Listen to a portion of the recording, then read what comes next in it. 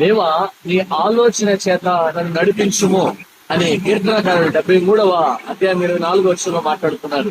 ఈ రోజున మనిషి యొక్క ఆలోచనలు స్వార్థపూరితంగాను, మనిషి యొక్క ఆలోచనలు ఈ లోకానికి సంబంధించినవిగాను, మనిషి యొక్క ఆలోచనలో తమ ఎదుగుదలకు, తమ యొక్క స్థితిగతులు మెరుగుపరుచుకోవడానికి ఈ లోకంలో ఎన్ని రకాలుగైనా ఉండి ఉండవచ్చు.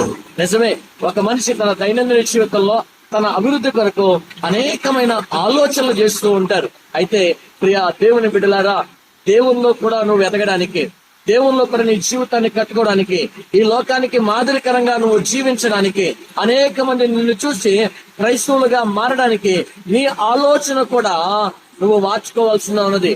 ఒకవేళ మనలో ఉన్నటువంటి ఆలోచన స్వార్థపూరితంగా ఉంటే అది దేవుని చిత్తమైన ఆలోచన కాదు. మనలో ఉన్న ఆలోచన ఒకవేళ ఎదుటి వారి గురించి మాట్లాడేదిగా, వారి గురించి అవమానపరిచేదిగా ఉంటే గనక అది సరైనటువంటిది కాదు. కాబట్టి మన ఆలోచన మార్చుకోవాలి. మనము ఎప్పుడు కూడా మన ఆలోచన ఎలా ఉండాలి అంటే, దిక్కులేని వారిని లేదంటే విధవరాలను వారి కష్టకాలంలో మనం పరామర్శించేలాగా, అదే విధముగా ఎదుటి వారికి సహాయం చేసేలాగా, మనము నీతి కలిగి, నిజాయితీ కలిగి, యథార్థంగా దేవుని యందు విశ్వాసం ఉంచి బ్రతికేలాగా మన ఆలోచన ఉండాలి. నిత్యము కూడా మనము దేవుని నామ స్మరణ చేస్తూ ముందుకు సాగేటటువంటి క్రియలు కలిగినటువంటి విశ్వాసము మన జీవితంలో, మన ఆలోచనలో కలిగి నడిపించబడాలి.